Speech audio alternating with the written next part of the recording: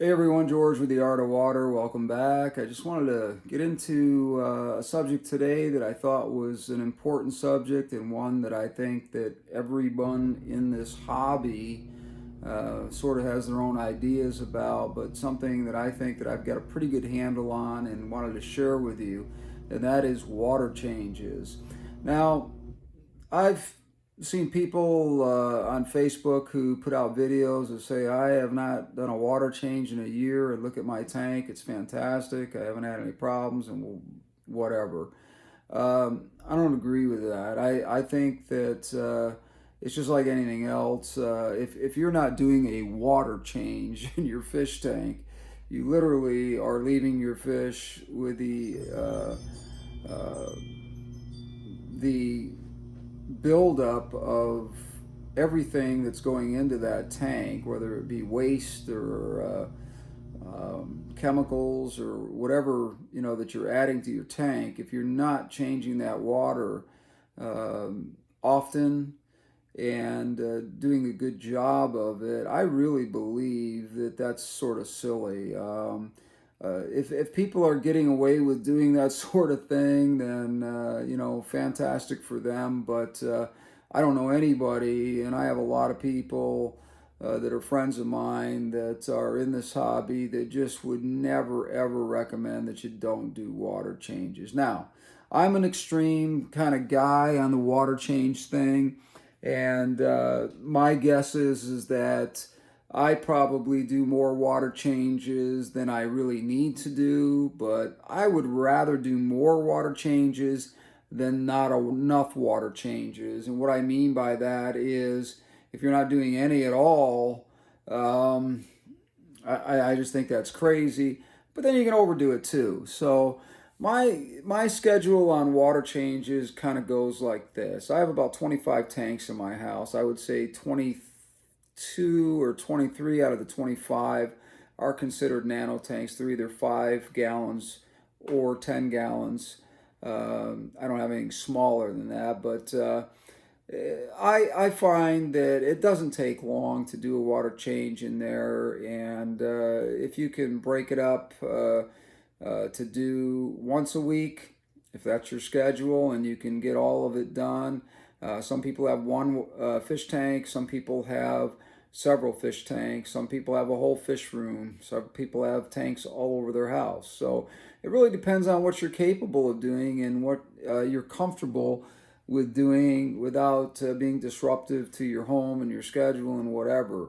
But water changes are really important, I think, to every aquarium.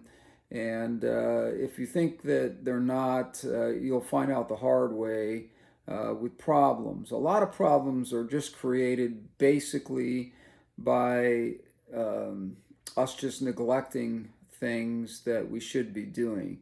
Now, if you're running CO2 systems and you have a lot of planted uh, planted aquariums, I should say, then your water changes aren't probably as necessary, or you don't need to be as aggressive about water changes as a lot of people would be if they're having, have scapes that are built that don't have a lot of vegetation in them. I'm one who tries to put as much vegetation as I can in a tank when I build it. I've talked about this before. Whatever you can afford to put into a tank when you're building a scape, do it, because it's so much harder to come back at it later on and try to put those things in a tank that are plants in a tank that it's already established. You're just going to go crazy trying to do that. They'll float to the top. You'll never get them right. You're trying to crowd them with other plants that are already established. Blah, blah, blah. Anyways, long story short is I do on my tanks this particular system. I have a quarter water change at the beginning of the month for every tank that I have. The following week I do a half. The third week of the month I do a quarter, and then the last week of the month again I do another half water change. Now I'm going to show you a particular tank right here that is going to give you a little bit of an idea as to what I mean by that. Now, if you look at this particular tank, the vegetation in here is very, very, very heavy. Now, I've kind of done this on purpose this way because I kind of like the wild look to it, and the species of fish that I have in here, which are Chili rasporas, and also some Illuminati rainbows, which are not going to get very big. They're going to stay pretty small as well. I also have shrimp in here. I have two different kinds. I don't see any shrimp in here right now, but I know they're there because I saw them this morning, and I know that there's about 13 or 14 different shrimp in here, whether they be cherry shrimp or they be blue velvets. They're in here. But anyways, I think a nice thick substrate on the bottom is good. As you can see, as you weave your way back into this area back here, it is for several reasons. There's a reason why I do that, but basically you can see that it gets higher as it goes towards the back of the tank. So one of the things I would tell you about this particular tank is that it is very, very well planted. It is a very well established tank. It's been around about a year. And again, I still do a quarter water change in here and a half a water change twice a month just to keep these guys crystal clear.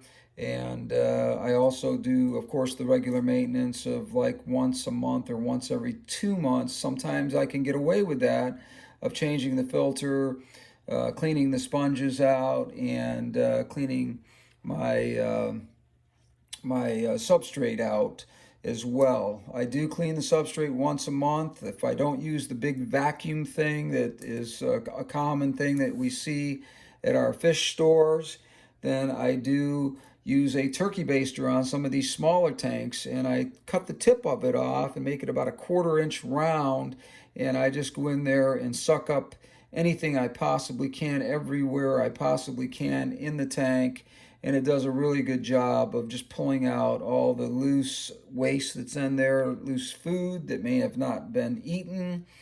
And with shrimp, they lose their skeletons, exoskeletons once in a while. So it's important that you get all that stuff up. Now, you move over here to this tank. This tank's a very different situation. It is still a well-planted tank, but I have sparkling gouramis in here. By the way, the other tank that I had over there, I did tell you what I had in there, and I'm going to, as I go through these, I am going to go ahead and explain to you what kind of fish I have in each one. Now, this particular tank has sparkling gouramis in here. There's only 4, and then there's a couple of auto cichlids. Now, every one of my tanks do have auto cichlids in there, so I basically have them as a cleanup crew to go along the plants and sort of clean the tips of the plants off and keep any kind of algae that might start from getting established and that sort of thing. Now, this particular tank has petite nano. It also has some water lilies which are kind of a bulb. I have several different kinds of in the back and around the front a little ways here, some crypts. And so they're well established tanks. As everyone knows that when you're putting a lot of vegetation in your tanks, you're also keeping the algae down because the algae is competing directly with the vegetation in your tanks, and if you have enough vegetation, it is going to knock that algae down and never give it an opportunity to get established. So, getting back to what we were talking about, getting back to some of the ideas that I have on water changes, again, a quarter the first week of the month, a half the second week of the month, a quarter, and then a half again to final your month out, and do that every single month without hesitation. You're going to find that your tanks are much healthier. You're going to find that your fish are much healthier. I just don't lose fish very often at all. If I do, it's usually because they died of old age, or it's something stupid that I have done. Almost every time we do something in our tanks, we are upsetting the balance of that tank and creating an environment for our fish to be exposed to diseases. Number one thing is not putting your fish in a tank where when you first get them, where you're isolating them from the rest of your fish. You really do have to do that, and anyone that doesn't do that, you're just really asking for trouble in the long run. So, getting back to what I was talking about, I also use some chemicals, and I'm not trying to push chemicals here, and I'm not trying to push a particular brand, but I do use Chem, and I do use the Chem Prime, and I also use the Chem Stability, which Chem Prime takes chlorine out of the water. It's got kind of a funky smell to it. It's kind of a little bit of a sulfuric smell, but it's actually very, very good quality dechlorinator, because it also strikes ammonia out and does some other things, adds some minerals and supplements to your water that you don't get with just a basic dechlorinator. Stability is great because every tank, when you're doing, I only do the stability on my 50% water changes, because whenever you're doing 50% water change, that's a dramatic water change. And stability, it does exactly what says it does. It stabilizes the system in your tank, and you're going to find that you're really, really going to benefit by doing that. And I don't know if it really works or it doesn't, but I haven't lost any fish. So in my mind, it works. It's a little more expensive to do it that way. But if you're running like 25 fish tanks like I have one, two, three, four, five fish tanks just in this room alone. Um, you know, you want to keep them healthy. You want to keep them clean. You've got an investment going on, and when you do that, your tanks are going to be healthy. Everything's going to be just way better off. Going over to this tank here, I'm going to point out something that I think is so important with this particular tank being a good example of what I'm about to tell you. And that is water changes. When you're doing water changes, the temperature of the water that you're replacing. What you need to do is you need to go along with a digital thermometer, take a temperature of your water. Most of mine are running between 78 and 80 degrees. Most of mine, because they have lids on the top of them and these lights get a little bit warm. By the time you're done, you're really probably, when I take a temperature here, I'm running about 80.5 degrees, and the fish are doing fine with that. Now, in this particular tank, the reason why I explained that to you is because I keep cardinal tetras, and I also have a small school of 6 just neon green rasporas in here. And I find with the cardinal tetras and the neon green rasporas that they can be very temperature sensitive. And what happens with that is that sometimes when you're doing a water change, you pull the water out and you're just throwing tap water back in, and you're not checking the temperature of it, you can shock these fish. I did that early on, and I made some mistakes by doing that, and I felt like, you know, the investment of a small digital thermometer to check the water and to check the water that I was putting back in, if they're a degree down or a degree up from each other, then it's not going to harm your fish at all. But if you've got water that you're taking out at 80.5 degrees and you're putting water back in at 74 or 75 degrees, these fish are going to be shocked. They're going to be shocked. And sometimes if their immune system is not in very good shape, then you're going to find that these fish are going to have a shock that goes through them. And it doesn't matter how long you've had the fish or how established the tank is, you can really do some damage and you can lose some fish that way. So I try to, as best I can, make sure that the water temperatures when I'm doing a water change are adequately close to the same temperature that I took out of the tank. when I'm putting it back in, just so that I don't have that kind of situation going on. It's one less thing. Fish can get shocked so easily, and things can happen because of that. And again, it takes just a few seconds to carry that digital thermometer around with you in your pocket, checking every tank as you go along. I clean it each time because I don't want to transfer anything from one tank to another.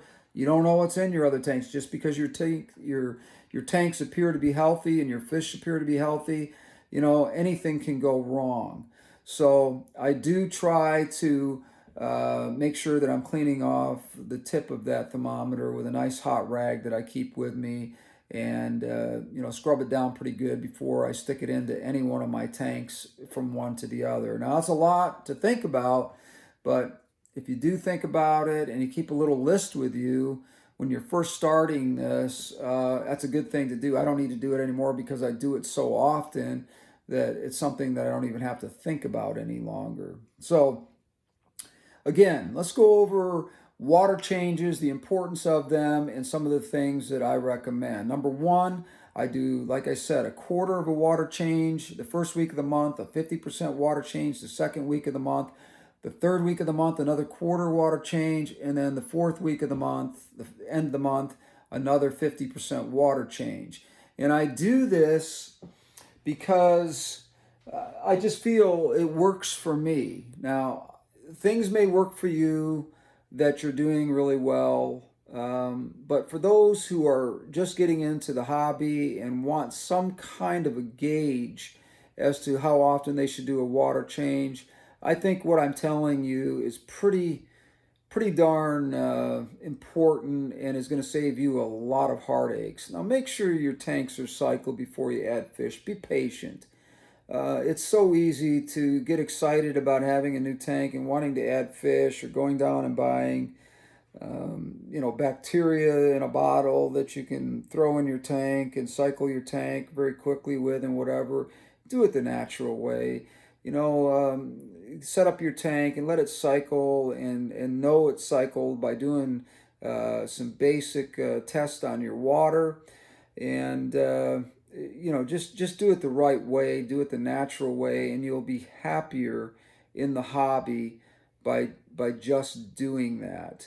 Now, going back to another tank that I have over here, again, this one is a very well established and very well planted tank. It's an unusually planted tank. It's got more it's got a lot of rock. It's got a lot of, it's sort of like an island type tank that has, some wood, some beautiful maple stone in there, and it has some petite nana plants, and then some other crypts, and a few other carpeting plants in here that I don't know the names off the top of my head.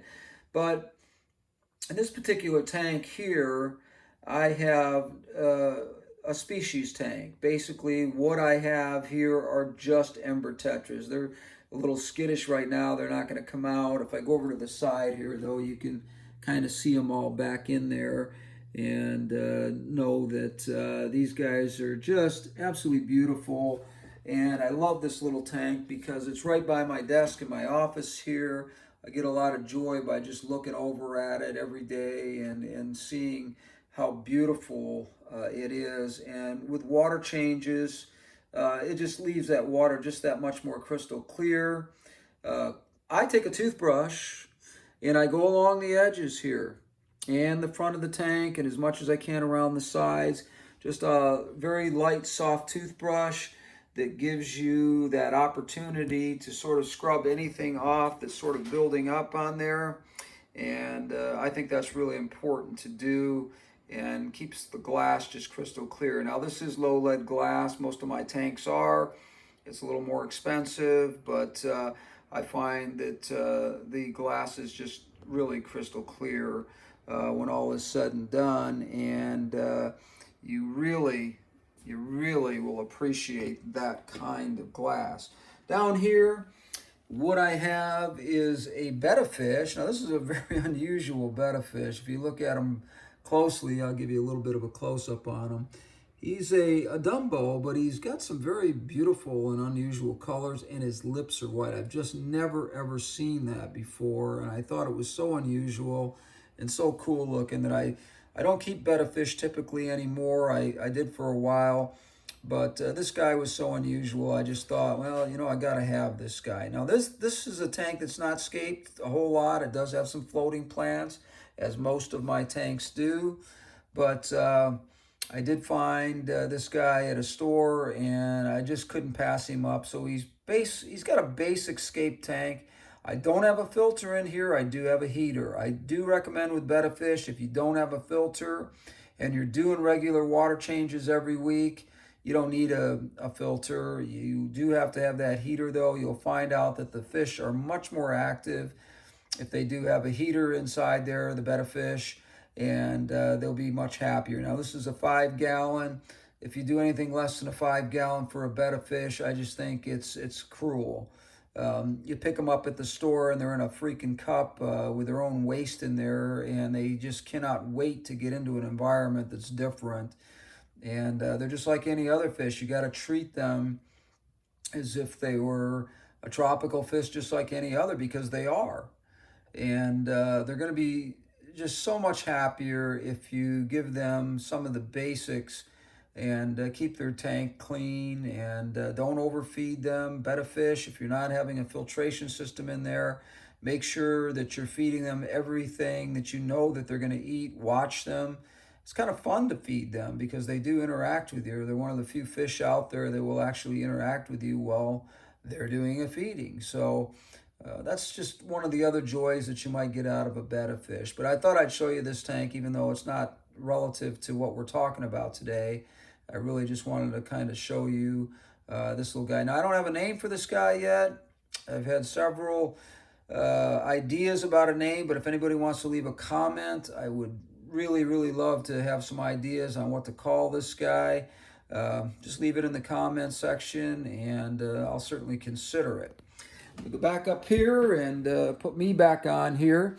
And I just wanted to say, thank you for listening to me today. And I hope that some of the things that we talked about here are things that you found that are, beneficial to you in some way or another, and that you're able to use the information that I gave you to sort of keep your tanks clean, and you'll really thank me in the long run for giving you these ideas and taking the time to do these water changes and use the products that I told you about. Like I said, it doesn't have to be CChem. I'm not working for them. I don't push them. They don't pay me anything to use their name or whatever.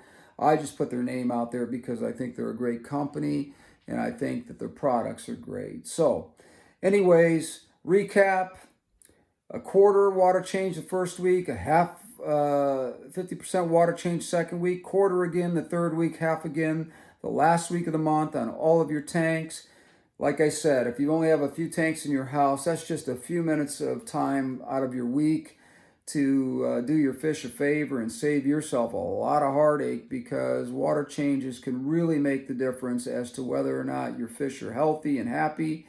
And if your fish are healthy and happy, it saves you money, it saves you time, and especially saves you heartache, because if you get used to these little guys and they become familiar to you, they're just like any other pet. They're very important to us. They're part of our family and all that sort of thing. I know they're just fish in many people's minds, but the bottom line is I don't like losing fish. I like to take care of them, make sure that they're happy and healthy. And I think by doing these regular water changes and doing them in the way that I suggested is a very beneficial thing to the fish, and you'll be happy that you did it. Anyways, please leave comments if you don't like what I said, or you disagree with anything I said, or you think that what I'm telling you is just a bunch of nonsense or whatever. That's fine. I can take criticism. I would love to interact with anybody that has different ideas about how to do things. But I find that what I'm doing is working out really well, and I hope that it will for you too. Also, give me a thumbs up I appreciate that as always. We don't seem to get that very often. I don't do this for a living. As you can see, I am in the music business, but it is a hobby of mine, and I do find that it's important that the feedback that I get from you with a thumbs up or comment is really, really helpful. Also, subscribe if you would. Um, I don't really care if you do or you don't. I would appreciate it because it does tell me that you want me to put out these videos and you find them helpful. And, that's very important for me to know that. So, anyways, this is George with The Art of Water. We'll talk again soon. And until then, you take care.